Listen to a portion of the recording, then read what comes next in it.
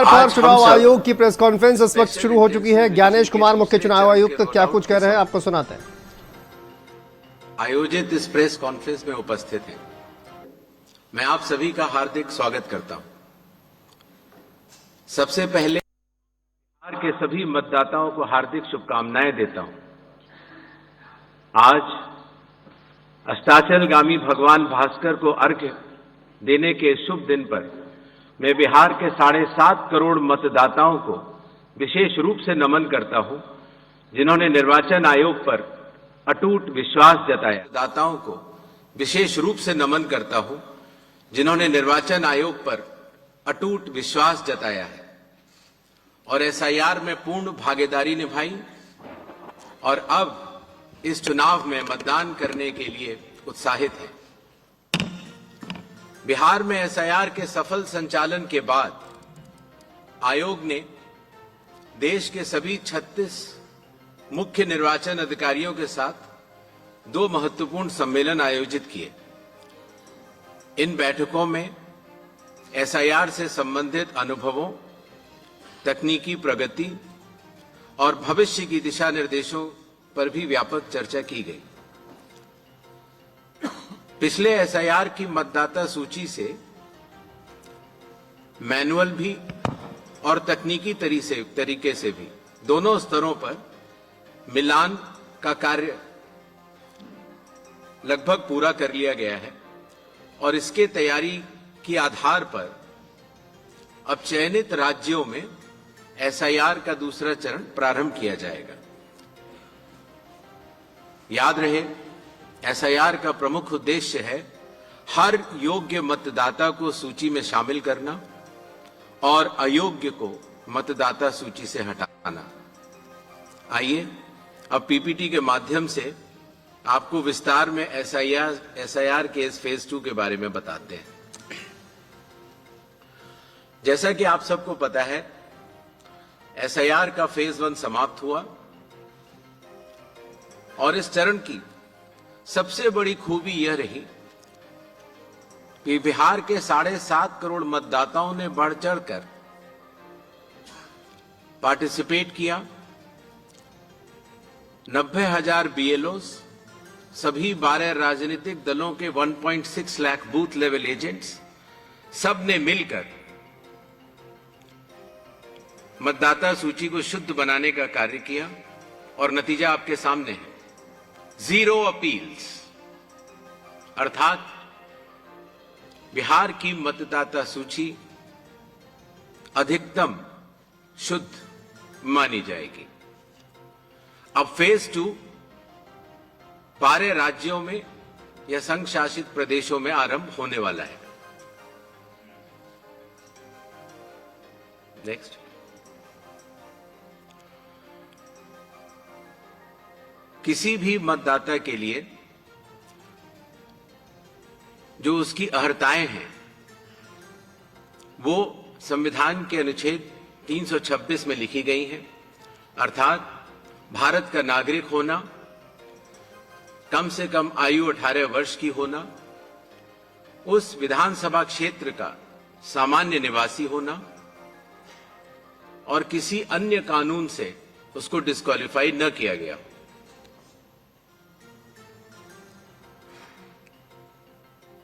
SIR की आवश्यकता के बारे में काफी चर्चा हो चुकी है, लेकिन फिर भी चुनाव आयोग एक बार आपको बताना चाहेगा कि चुनावी कानून के तहत हर चुनाव से पहले इलेक्टोरल रोल का रिवीजन आवश्यक है और या जब भी चुनाव आयोग आवश्यकता अनुसार निर्धारित करे।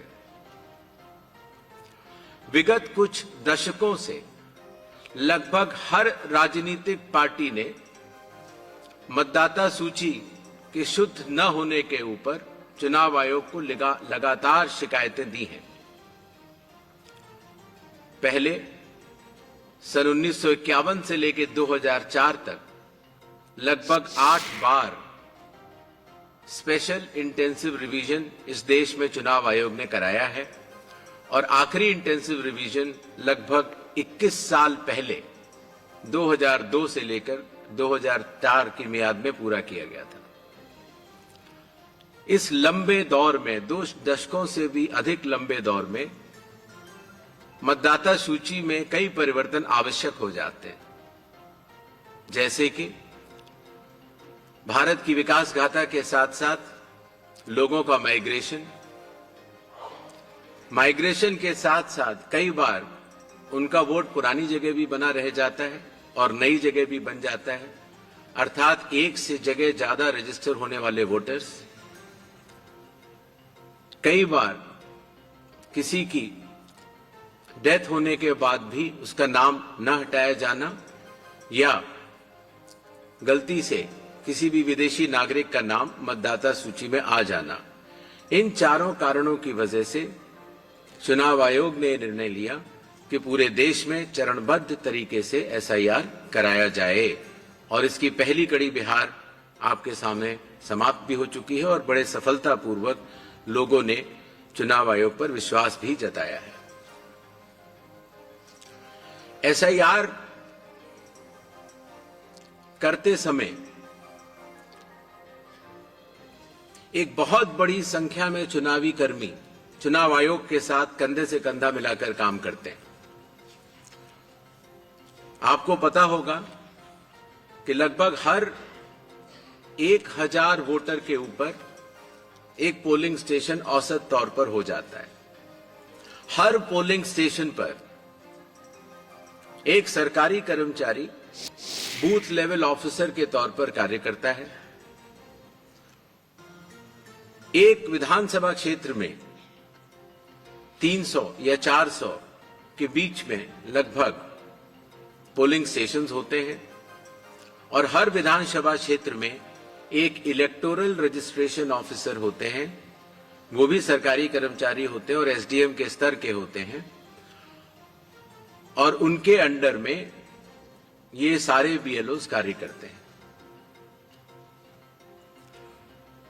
इलेक्टोरल रजिस्ट्रेशन ऑफिसर को सहायता करने के लिए असिस्टेंट इलेक्टोरल रजिस्ट्रेशन ऑफिसर्स भी होते हैं, जो कि लगभग हर तहसील में एक या उससे अधिक होते हैं। ईआरओ एक सब डिविजनल मजिस्ट्रेट के लेवल का अधिकारी होता है, जिसकी कानूनी जिम्मेदारी होती है कि वो मतदाता सूची ड्राफ्ट तैयार करे, जनमानस से मिले हुए क्लेम्स एंड ऑब्जेक्शंस को रिसीव करे और उनके ऊपर एक निर्णय ले और उसके बाद एक फाइनल मतदाता सूची प्रकाशित करे। ईआरओ के इस निर्णय के बाद, अर्थात फाइनल मतदाता सूची प्रकाशित करने के बाद, अगर किसी भी सिटीजन ऑफ इंडिया को,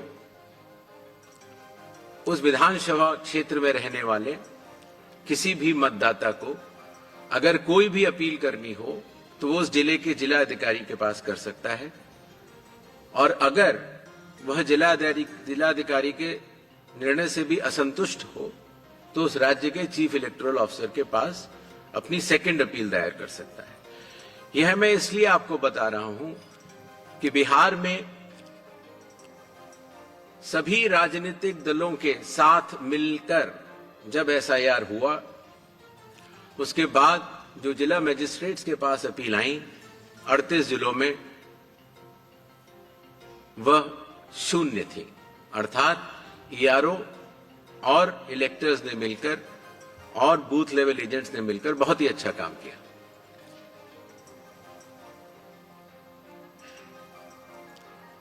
एसआईआर के समय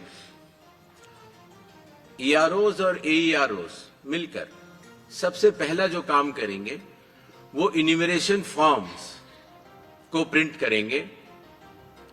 जिन राज्यों में एसआईआर हो रहा है या अभी होने वाला है, उनकी मतदाता सूची आज रात को 12 बजे फ्रीज कर दी जाएगी और उन हर मतदाता को जिसका नाम उस सूची में है, उसको एक यूनिक इन्यूमरेशन फॉर्म प्रिंट करके बीएलओ उसके घर देने जाएंगे।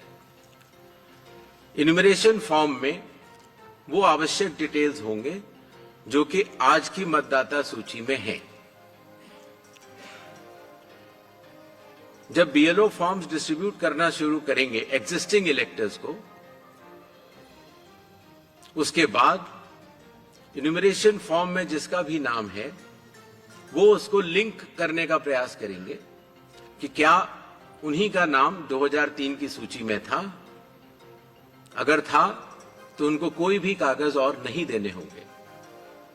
इसी तरीके से अगर उनका नाम स्वयं नहीं था और उनके पिताजी या माताजी का नाम था तो भी उनको कोई और कागज नहीं देने होंगे। तो ये लिंकिंग और मैचिंग, बिहार जब हमने एसआईआर किया था तो सिर्फ बिहार की अवेलेबल थी, और आज पूरे देश की 2002 से 4 में हुए एसआईआर की मतदाता सूची जो लिंक दिया गया है voters.eci.gov.in पर कोई भी देख सकता है और इस मैचिंग को स्वयं भी कर सकता है। बीएलओज, बूथ लेवल ऑफिसर्स एसआईआर की प्रमुख कड़ी होते हैं। जब वो घर जाते हैं तो कई बार ऐसा भी हो सकता है कि किसी और व्यक्ति की उम्र उस घर में 18 साल के ऊपर की हो गई हो, तो हाथ की हाथ उसी समय वो उनका फॉर्म 6 भी भरवा लेंगे और डिक्लेरेशन भी ले लेंगे और उसकी मैचिंग और लिंकिंग भी पुराने एसआईआर से कर लेंगे।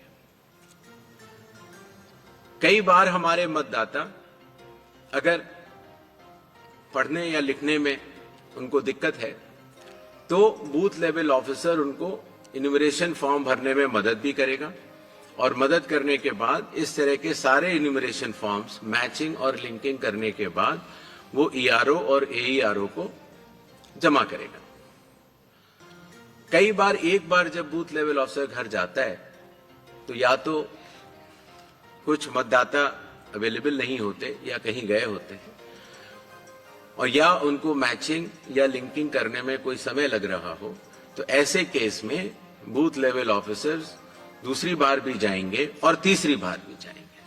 3 बार हर बीएलओ हर घर जाएगा। जो प्रवासी लोगों की समस्या को हटाने के लिए, जो राज्य से कुछ समय के लिए बाहर गए हुए हैं लेकिन वहीं के सामान्यतः रहने वाले हैं, वो ऑनलाइन भी भर सकते हैं। और खास तौर से कई बार अर्बन वोटर्स को, क्योंकि उनके दिन के समय ही ऑफिस आवर्स रहते हैं, तो वो भी ऑनलाइन भर सकते हैं। बूथ लेवल ऑफिसर का यह भी कार्य होगा कि जब वो इन्यूमरेशन फॉर्म देता है तो इन्यूमरेशन फॉर्म दस्तखत करके मतदाता को वापस भी करना होता है। तो अगर मतदाता की मृत्यु हो चुकी हो, या वो स्थायी रूप से प्रवास कर चुका हो, या वो एक से जगह ज्यादा रजिस्टर हो गया हो, तो वो उस जगह दस्तखत नहीं कर पाएगा, और ऐसे लोगों की शिनाख्त करना भी बीएलओ की जिम्मेदारी है। तो मुख्य चुनाव आयुक्त को